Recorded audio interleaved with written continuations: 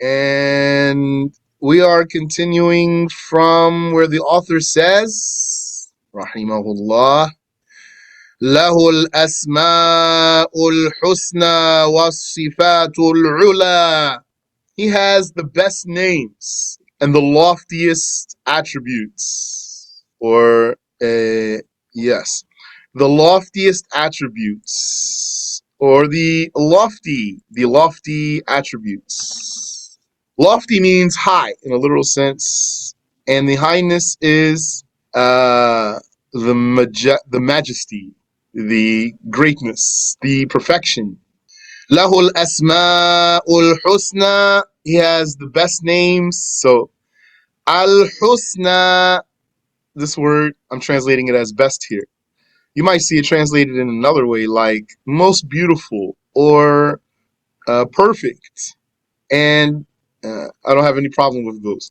Just why it says best here, just a literal translation. So Husna is the feminine of Ahsan. Ahsan, which means better or best, or it could mean more beautiful or most beautiful. Husn. Husna is the feminine of Ahsan. Ahsan means has more or most husn. More or most husn. Husn means goodness or it means beauty. So this is just simple translation here. He has the best names in most very literal sense here. Ahsan, but feminine. Husna, because it's complementing the word asma. Walahul asma'ul husna. He has the best names, the greatest names, the most beautiful names, the names of perfection. That means that he has names that only mean perfection, only have a meaning of perfection. None of his names have any meaning other than a meaning of perfection. For example, his name Al-Mutakabbir, it doesn't mean the arrogant one, means the one who is greatest. Al-Mutakabbir means Al-Kabir. Al-Kabir means Al-Azim. Al-Azim means the great one. Al-Kabir is Al-Azim, the great one. Al-Mutakabbir is Al-Kabir, but emphatic, very great. So that's the meaning of perfection. And Al-Jabbar for Allah does not mean tyrant or bully. It means the one who controls everything. That's the meaning of perfection. Or it means the one who fixes the situations of his slaves. Or it has other interpretations also. Because the names of Allah have interpretations. Know also that it is not accurate to say Allah only has 99 names. The word only there, throw it away. You may say Allah has 99 names. That's true. But don't put the word only there. He has more than 99 names. And amongst his names that are confirmed for him, for sure, that are not amongst the 99 are Al-Ilah and also Al-Rabb. Neither are Al-Ilah nor Ar-Rabb amongst the 99 names for sure. And they are for sure names of his, unique to him. In fact, it's not even permissible to use those two names for other than Allah. As for the 99 names, say Allah has 99 names that are mentioned in one hadith. And if someone were to ask you, what's special about those? Then you tell them what the Prophet says, sallallahu alaihi wasallam. Whoever memorizes them and comprehends their meanings shall enter paradise. Make that a goal for yourself. It's not something you're going to achieve probably in one day. Even if you learned all the 99 names, in one day you sat down with a sheikh, read the 99 names, it's only going to take you 5 minutes if you can read without a problem, just to take the names.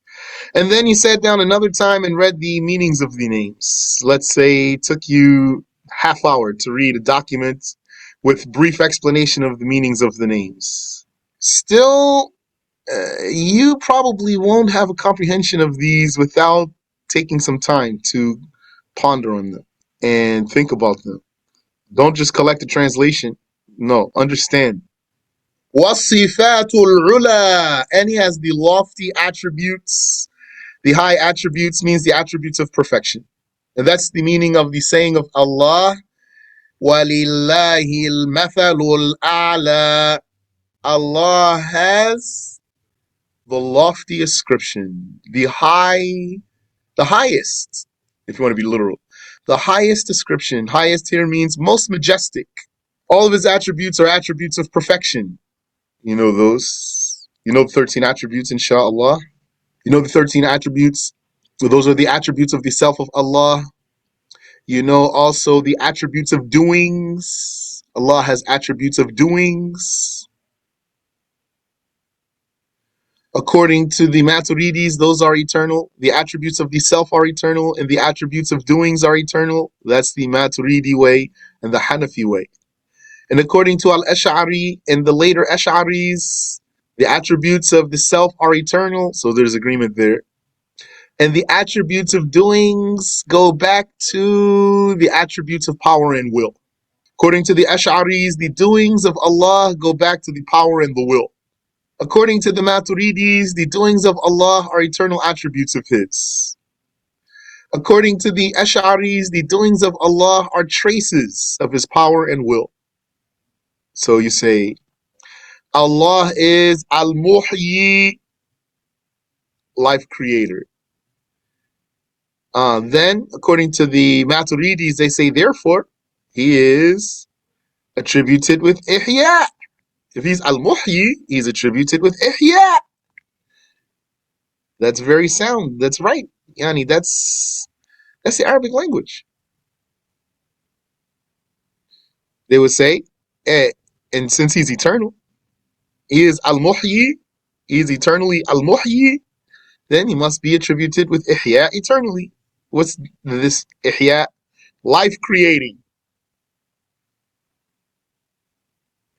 And Imata, death creating. So for the Maturidis, life creating, Ihya, that's an eternal attribute of His. And Imata, death creating, is an eternal attribute of His. For the Ash'aris, life creating and death creating, life creation and death creation, let me say it that way. For the Ash'aris, life creation and death creation are traces of His power. For the Maturidis, life creation and death creation are eternal attributes of His. I'm going to use the word creation here. For the Ash'aris, life creation and death creation are traces of His power and will. Feel free to ask, please, about what I'm talking about. Okay.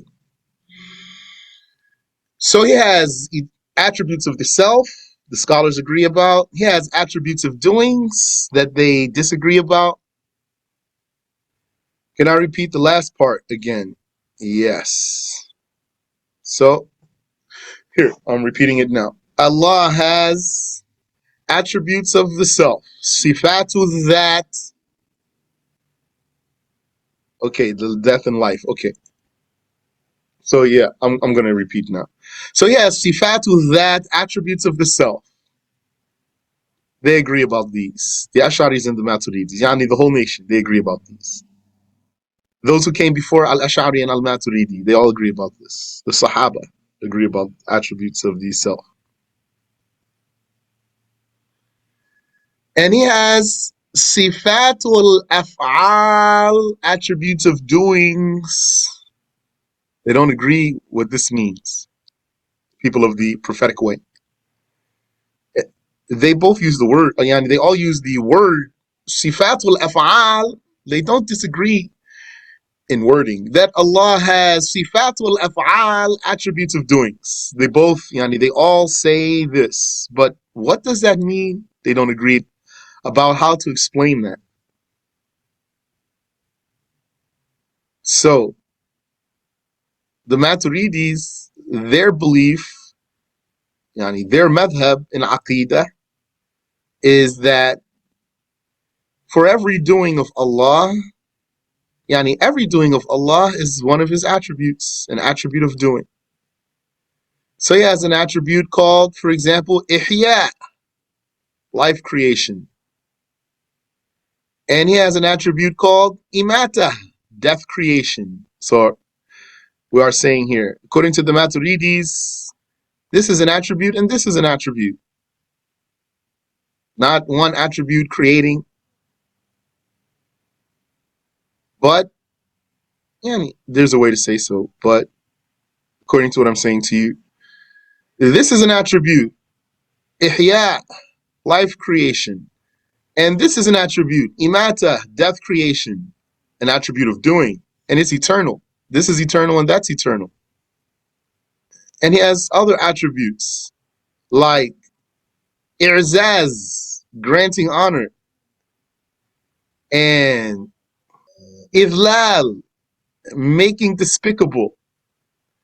This is an attribute of his, and that's an attribute of his.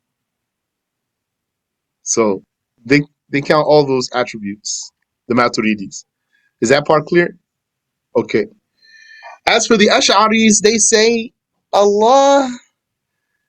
When we say Allah has a doing called life creation and a doing called death creation and other doings, this refers back to his power and his will.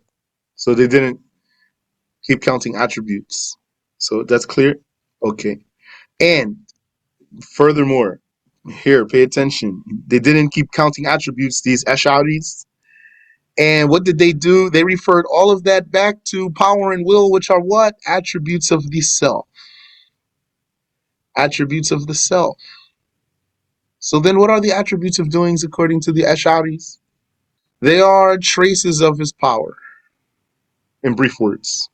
The doings, according to the Ash'aris, are traces of his power. Life creation is a trace of his power. Death creation is a trace of his power.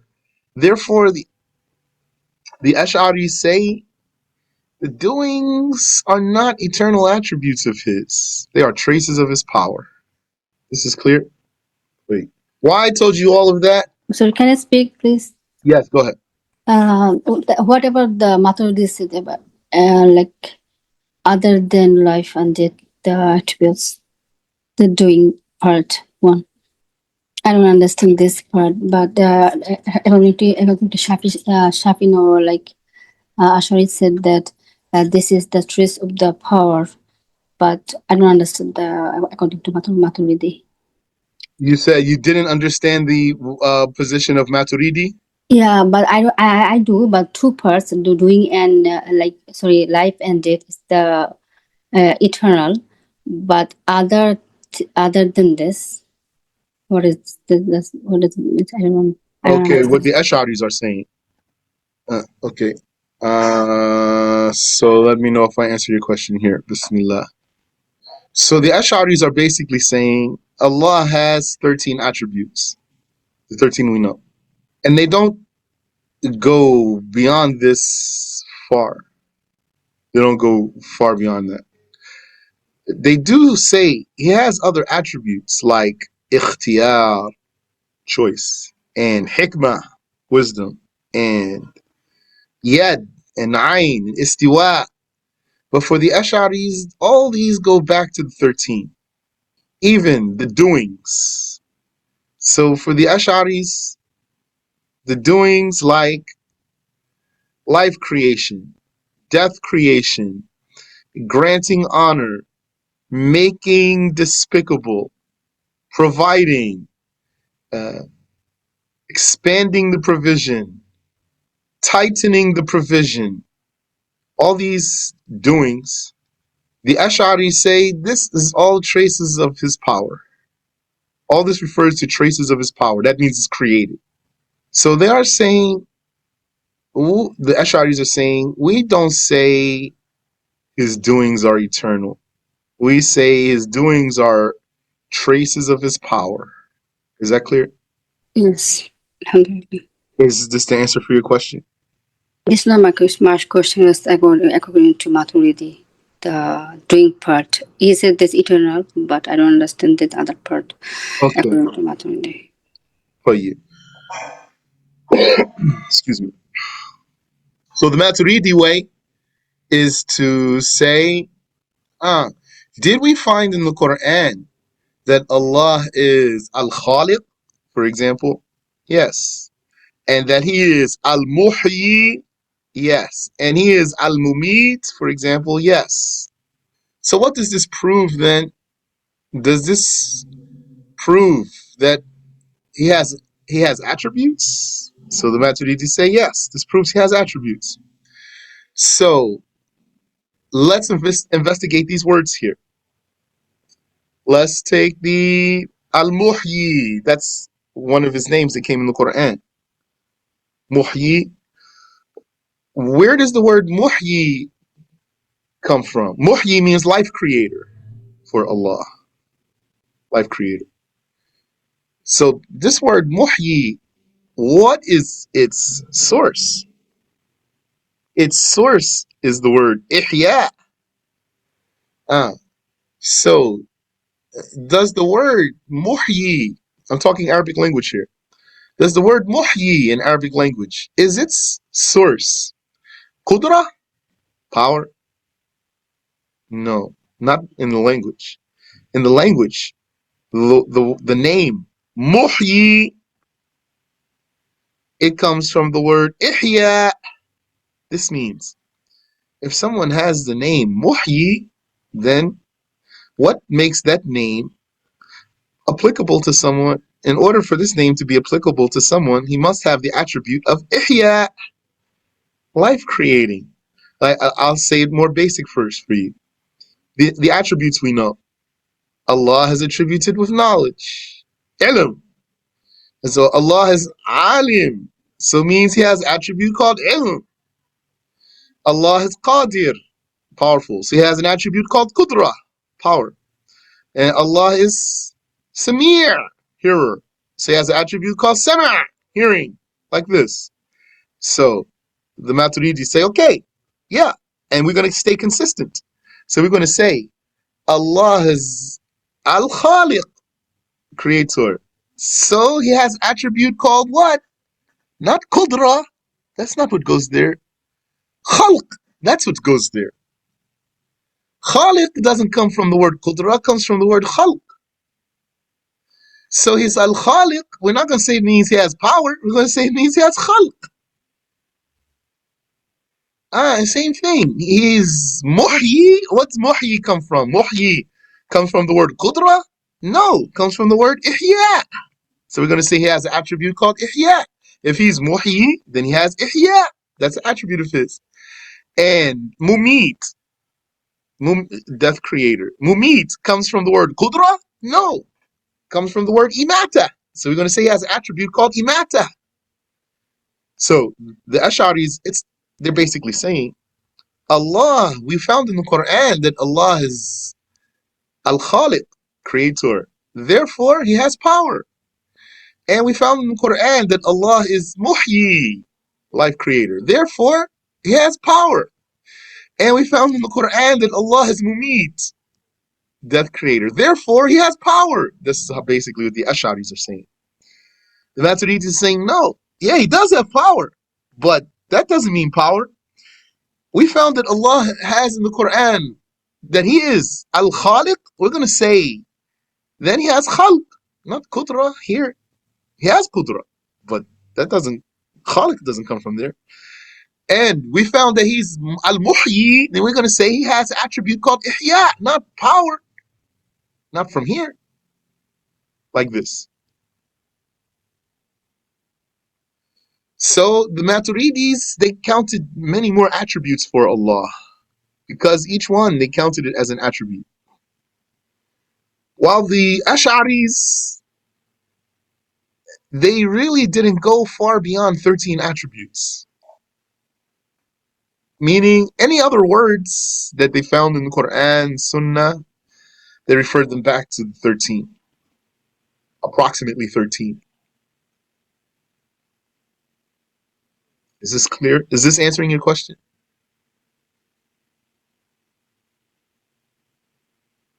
Yes, half. And then that means he said that other than all doings is eternal, right? Maturidi said. Yes. Okay. According to the Maturidis, all of those are eternal attributes of His. Okay. Barakallah. Amin wa fikum. Those are doings, though. Doings.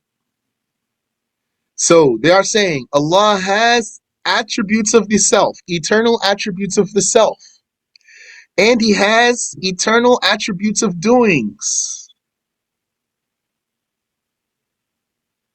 The Ash'aris are saying Allah has eternal attributes of the self, and His doings are a trace of His power, not eternal attributes.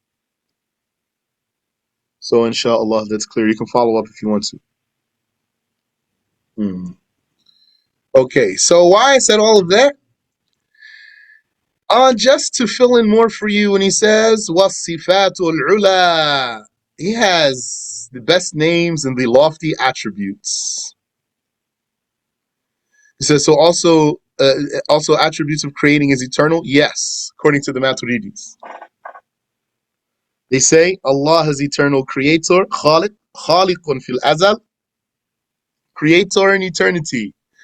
Lahu khalqun fil azal, having an attribute of creating or creation in eternity. Wal makhluqu hadith, but the created thing is a creation. And they say Allahu fa'ilun fil azal. Amin wa fikum. Allah is doer in eternity. Lahu fi'lun fil azal. He has a doing in eternity. Wal maf'ulu makhluq. And the done thing is a creation. The Ash'aris say Allahu khaliqun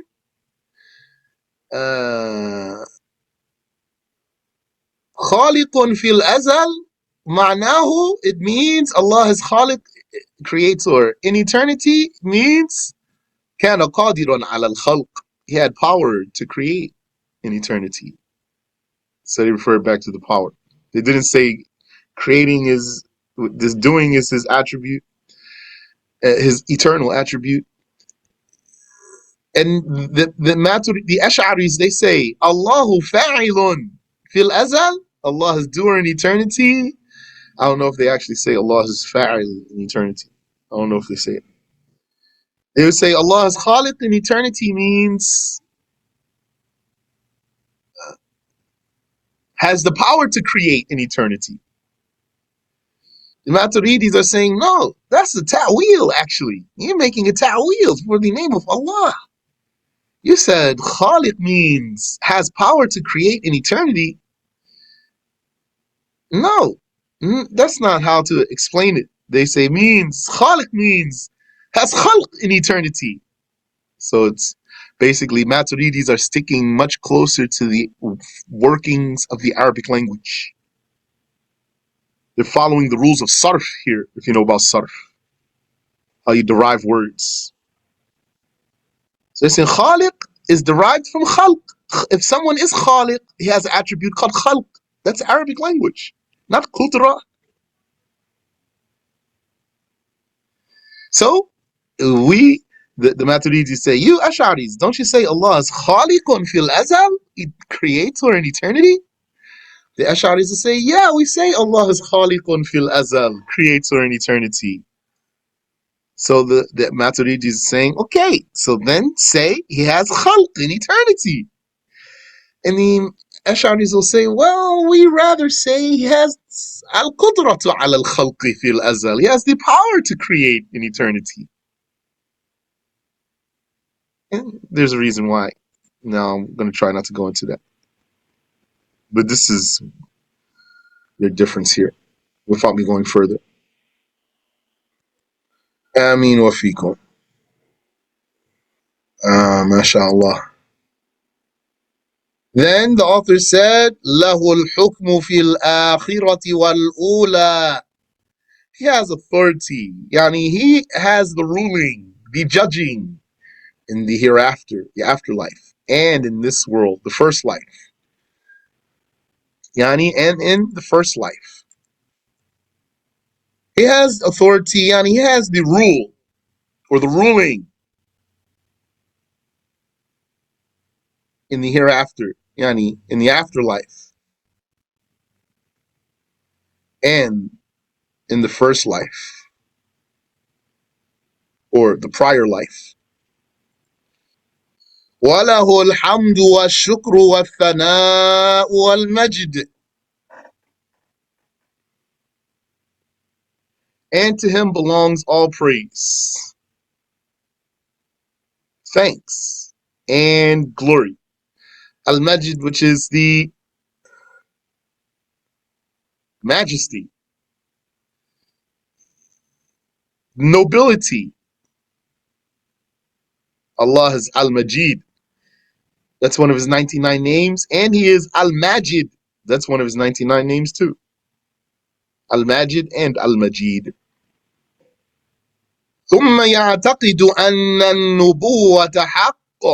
Furthermore, he, that intelligent, God-fearing, meticulous, diligent, knowledgeable believer, he believes, he has the conviction, يعتقد, he holds his conviction, أن النبوة حق, that prophethood is true or real. Prophethood is real. I like real more than true, but people usually translate it as true. حق. وأنها الحجة على الخلق القاطعة الخاطئة للعذر. And that it, the prophethood, is the decisive proof over the creation, leaving no excuse. Yes. Yani, uh, by the intermediary of the prophethood, we were made accountable. And whatever the Prophet sallallahu alaihi wasallam or any prophet conveyed is true, decisively. And that conveying prophet will have performed a miracle to prove that he is a prophet. And no one would be able to discredit that miracle. And then, once his miracle is performed, then the slaves have no excuse in not taking from him. And pay attention to the way I said that. Did I say, once someone sees his miracle? No. Rather, once his miracle is performed. When he actually performs a miracle, it's not a condition that you saw it though, then it's binding on it's binding that he be believed. Then it's going to be binding that he be believed. But if someone claimed prophethood and didn't perform a single miracle, then it's not obligatory to believe what he says. Then in the afterlife, the people will not have any excuse. وَلَوْ أَهْلَكْنَاهُمْ بِعَذَابٍ مِّن قَبْلِهِ لقالوا ربنا لولا أرسلت إلينا رسولا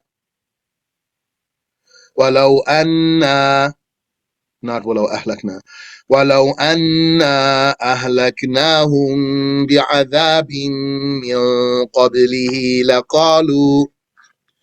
لقالوا ربنا لولا أرسلت إلينا رسولا. I'm going to pull up the ayah for you right now. This is Surah Taha.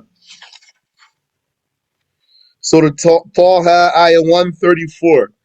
ولو أنا أهلكناهم بعذاب من قبله لقالوا ربنا لولا أرسلت إلينا رسولا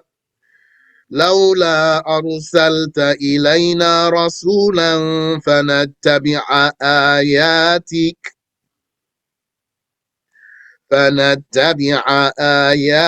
من قبل أن نذل ونخزى. It means,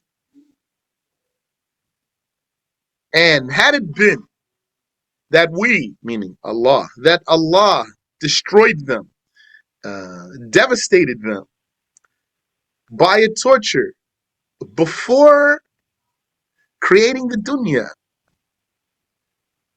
yani without creating the dunya, Meaning, had it been that Allah Ta'ala created paradise and hell and then put in hell whom he knew would go to hell had he went to earth first, and put in paradise, excuse me, whom he knew would go to paradise had he put him on earth first. So had Allah done that, he would not have been unjust. But then they would have said, رَبَّنَا لَوْلَا أَرْسَلْتَ إِلَيْنَا رَسُولًا. Our Lord, had only you sent to us a messenger. That's what they would have said. Yani, this would have been, this plea here, لَوْلَا أَرْسَلْتَ إِلَيْنَا رَسُولًا. This statement here, that would have been their hujjah. It's like their plea or their argument, or from their own perspective, even their proof against God. What? God, if you had sent us a messenger, they would say, if you had sent us a messenger, we would have believed. You tortured us without warning. And he has the right to do so. Azza wa Jal. But he didn't do so, and just to cut them off from this statement, he sent messengers. And so therefore, وَأَنَّهَا الْحُجَّةُ عَلَى الْخَلْقِ الْقَاطِعَةِ الْخَاطِعَةُ لِلْعُذْرِ. And that it, the prophethood, is the decisive proof over the creation, leaving no excuse. Now they won't be able to say, لَوْلَا أَرْسَلْتَ إِلَيْنَا رَسُولًا. Had only you sent to us a messenger. وَأَنَّ نَبِيَّنَا مُحَمَّدًا خَيْرُ الْأَنْبِيَاءِ وَالْمُرْسَلِينَ وخاتم النبوة لا نبي بعده. وأن نبينا محمدا خير الأنبياء والمرسلين. And that our Prophet Muhammad sallallahu alayhi wasallam is the best of the prophets. Yani, what does that and that mean? Yani, and that knowledgeable, God-fearing, meticulous, diligent believer, he also believes that our Prophet Muhammad sallallahu alayhi wasallam is the best of the prophets. Actually, here there's no salat on the Prophet in the metin here. Let me see.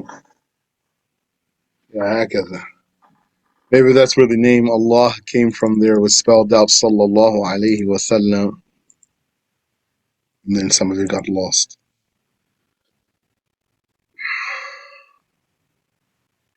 وأن نبينا محمد صلى الله عليه وسلم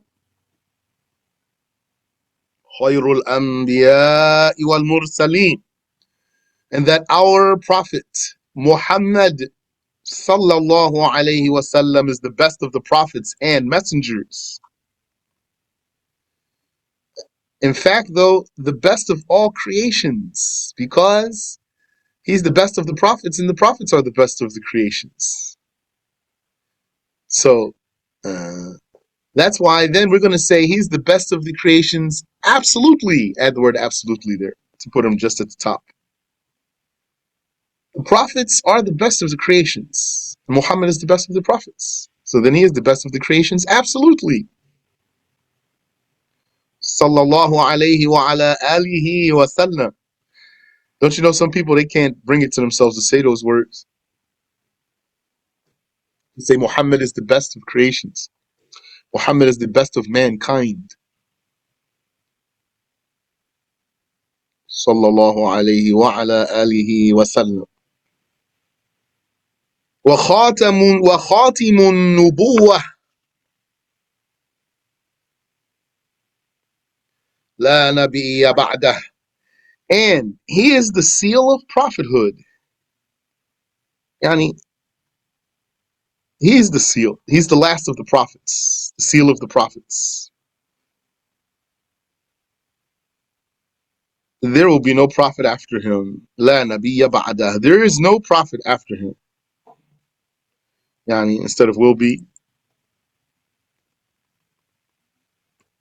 is no. There is no prophet after him. طاعته فرض. Obeying him is obligatory. Yes. Yani, in what's obligatory. Obeying him in an obligation is obligatory. And obeying him in a recommendation is recommended. وَمُخَالَفَتُهُ كُفْرٌ. And not disobeying,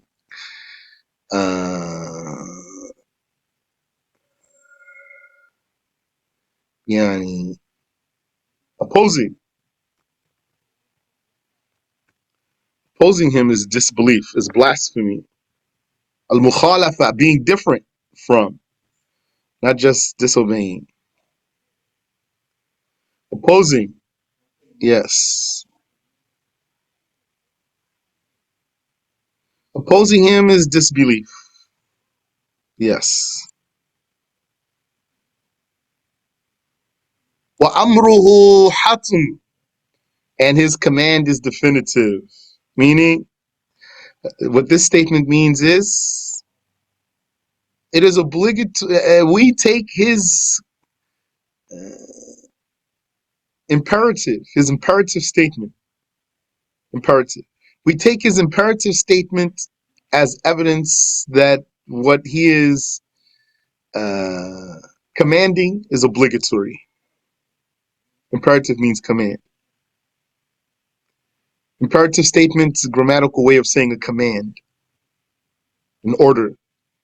Like you say, go. That's a command. That's an imperative. So when the Prophet ﷺ gives a command, that just those words, the way he worded it as an imperative, what this statement means is it's deemed obligatory. What he is commanding is obligatory. The obligation is proven by the imperative statement of the Prophet ﷺ. And it is said that Al-Ash'ari has two sayings here. One saying like this one, which is that his command is evidence for an obligation. And that's the standard in Usul al-Fiqh. That command from the Prophet and from Allah, a command in the Quran, is evidence for an obligation. And a command from the Prophet sallallahu alaihi wasallam is evidence for an obligation. Except what we're going to see. Al-Ash'ari has a saying like that.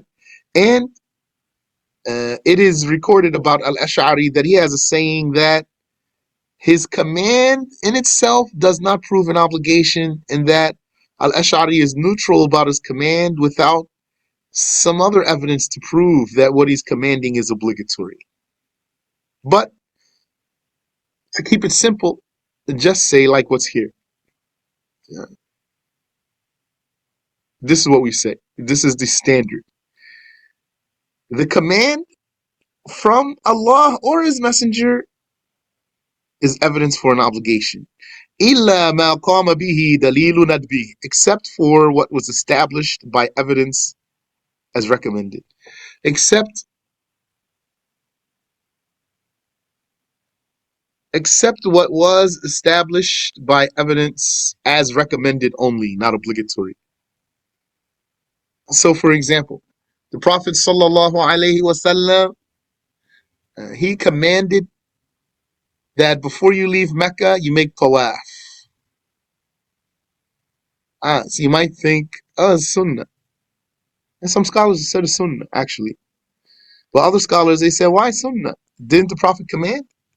Don't you know command is evidence for an obligation? It's obligatory.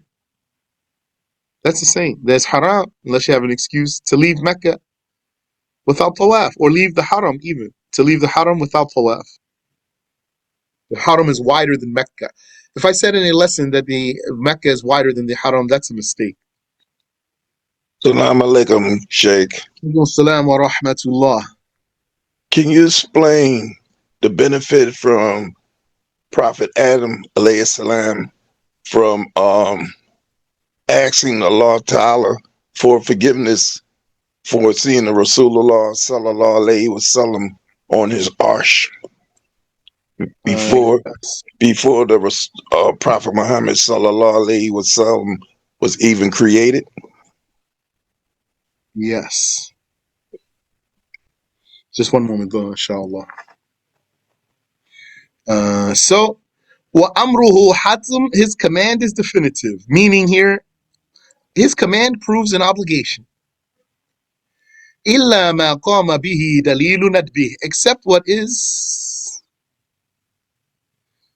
established by evidence as recommended. For example, the Prophet sallallahu alayhi wa ala alihi wa sallam said, لا تصاحب إلا مؤمنا ولا يأكل طعامك إلا تقي. No, not this one. He said, عليه الصلاة والسلام, إذا سألت فاسأل الله وإذا استعنت فاستعن بالله. When you ask, فاسأل الله, ask Allah. That's a command. That's imperative there. Ask Allah as if He is demanding of you to do something. إذا سألت, when you ask, فاسأل الله, then ask Allah. وإذا استعنت, and if you sought help, فاستعن بالله, then seek the help of Allah. This is a command here. However, there is evidence that proves that what's meant here is a recommendation. Wahhabi won't agree though. Wahhabi say, how that's a recommendation? Yeah. If you ask, then ask Allah, because it doesn't mean you can't ask other than Allah. There's evidence that this doesn't mean you can't ask other than Allah. Like what? Wahhabi will say, like what? Like that the Prophet sallallahu alaihi wasallam said, "Wallahu fi awni al-abdi ma dama al-abdu fi awni akhihi." Allah helps the slave as long as the slave helps his brother. So, well, Wahhabi's not going to accept this answer here. Probably have to give Wahhabi a different hadith, not this one. I just said a hadith off the top of my head here. Why? Because this hadith means Allah helps the slave as long as the slave helps his brother. So Wahhabi's going to say, that doesn't mean you can ask someone else. That's what for sure Wahhabi's going to say. That doesn't mean you can ask someone else. It just means it's good to help somebody. Okay. Yani, from his lack of comprehension. Yeah, just like it's good to help someone, there's no problem in asking for the help too. Or else, let that one say, well, just ask Allah. That's what Habib will say. Anyway, there is evidence that it's not haram to ask someone other than Allah for something. And right now, my mind is not thinking of something, but there's something so easy. Because, anyway, no one's going to be able to live on earth without asking a creation for something.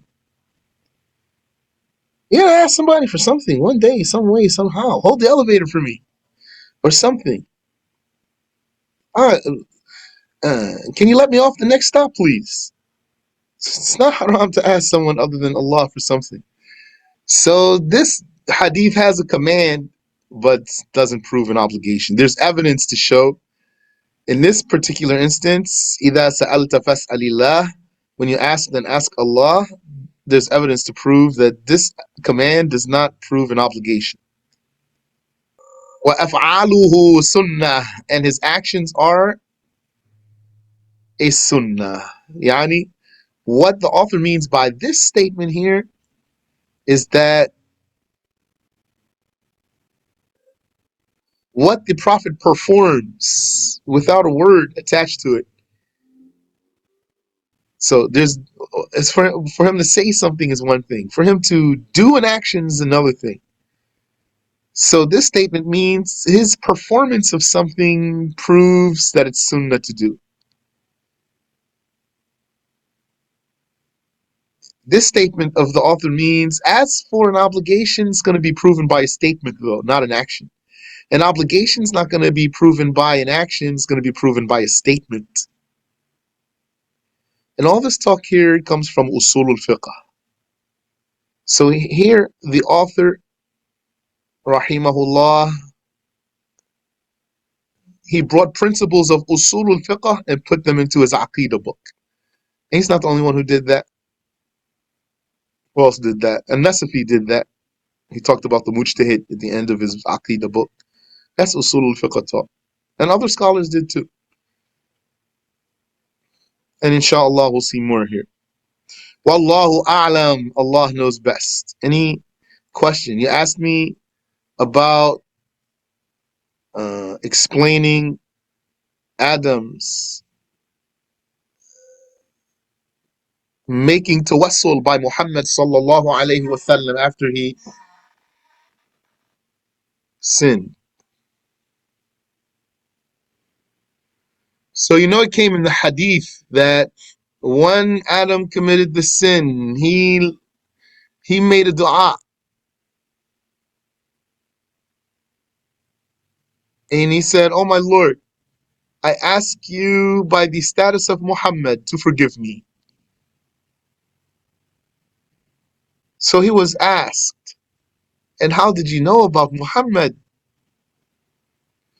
So he said, "I looked up and I saw written on the pillar of the Arsh, La ilaha illallah, Muhammadur Rasulullah." And so I knew that you would not have affiliated your name with anyone but the greatest of creations. He's saying, I use that as evidence, my finding Muhammad's name written there with your name, O Allah. I deduce from that Muhammad is the best of creations. So I'm asking you to forgive me by him. Barakallahu feekum. Ameen wa feekum. This reminds me. So here's a question here. Before I answer that question, Sister Yasmin, yeah. Last time we were talking about something concerning the kuffar. And I gave you an ayah. Inna sharrad dawabbi inda Allahi alladhina kafaru. Indeed, the worst beasts that go over the face of the earth are those who commit kufr. And I told you, this means worse than the worms, worse than the roaches, worse than the pigs. And then you said to me, but these are just examples, right? At the moment, I didn't understand your question. And I even said, yes. But then later, when I listened back, I understood the meaning of your question. You said, these are just examples. So, no, that's real, literal. The roaches are literally better than them. The ayah is literal. It's not a figure of speech. Inna sharrad dawabbi inda Allahi alladhina kafaru. The worst dabba to Allah. A dabba is a creature that walks over or creeps over or crawls over or traverses the face of the earth.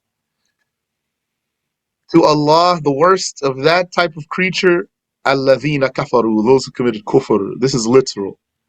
So I just wanted to clarify that because I didn't understand your question and then my answer to it was not really the right answer.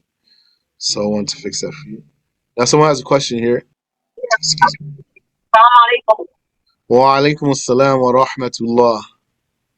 So my question is regarding Isra al-Miraj. Isra al-Miraj. During Isra al-Miraj, Prophet Muhammad sallallahu alaihi wasallam went up and down couple of times from Yeah. from one heaven to another. to reduce the number of salah from 50 to 5.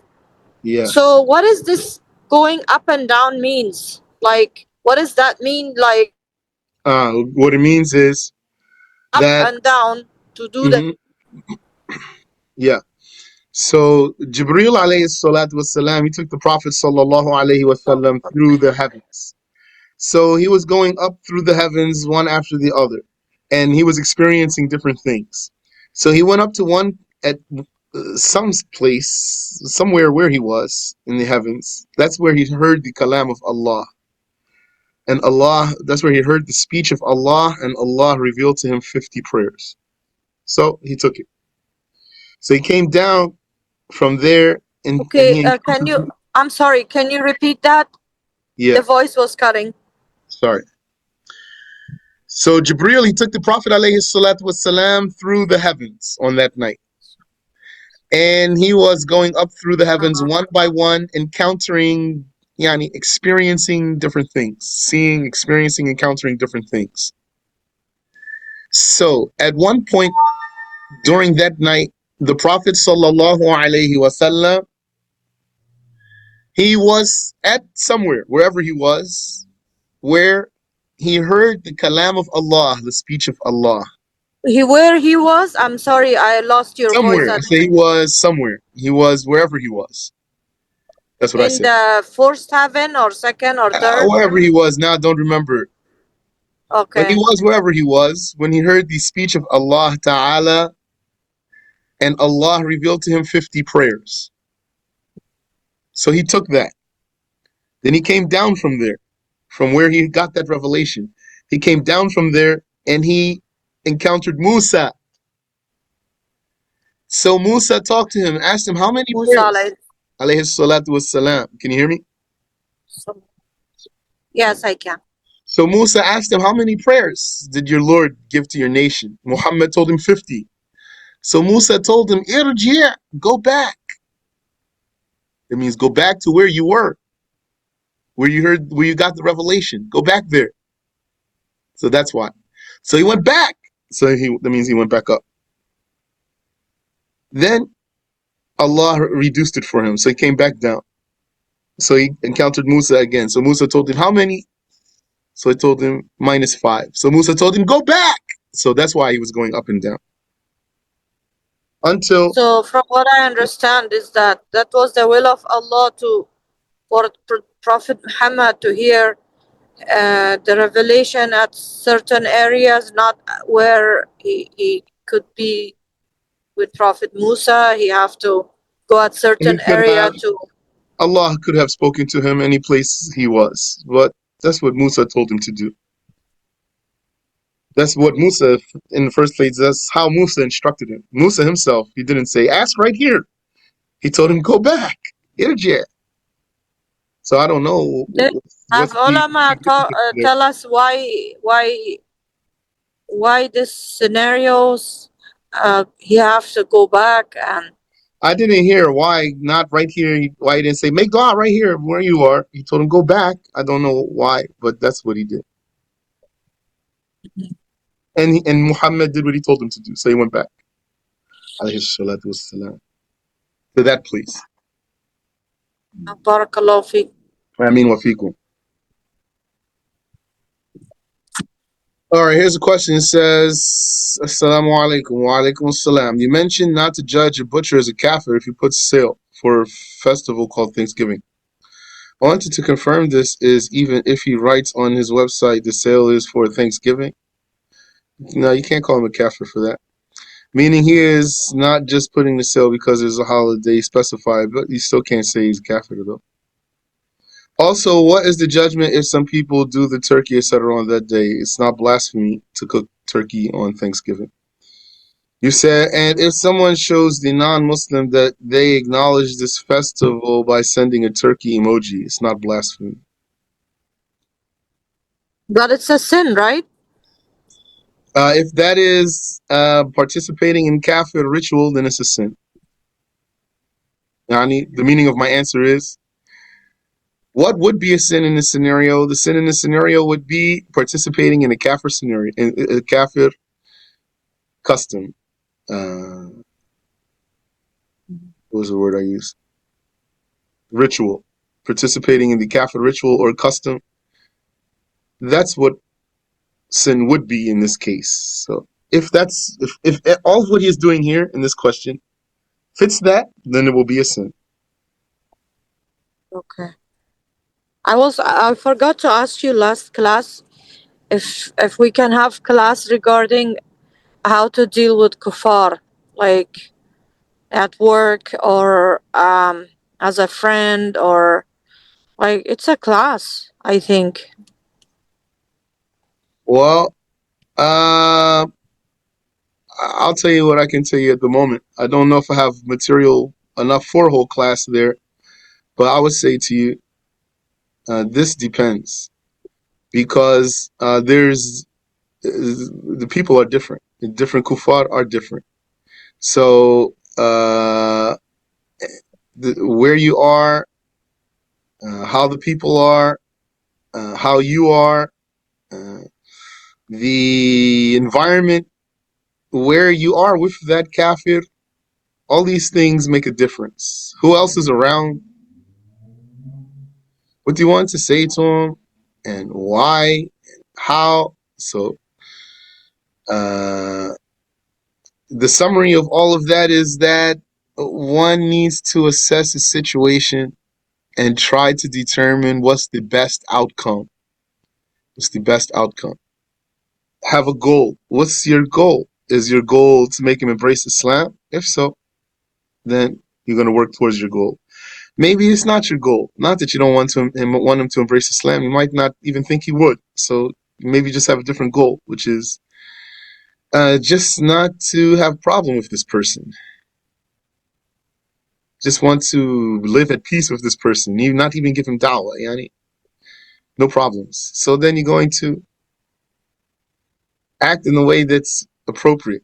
And you need to consider also like your honor as a Muslim versus his lack of honor as a kafir. You're not going to humiliate yourself before the kafir.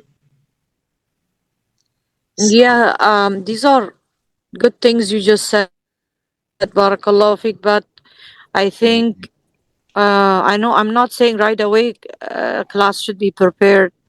I'm saying like if you can spread the word between the sheikhs who is willing to give a class regarding Muslims dealing with non-Muslims, what Okay, are the ways inshallah ta'ala. from the practice of the prophets, from the practices of the prophets and the proofs from the Quran, so we can have some knowledge. Yes, that's not a bad idea. And so, but just in the meantime, if someone needs more, let's say, personal answers, then let a person ask, like, direct his question. For example, it says, I have to deal with kafir situations like this and like this and like this. Do you have a suggestion? But I understand your request. It's a good request. MashaAllah. Barakallahu fik. Ameen wa fikum. No other question?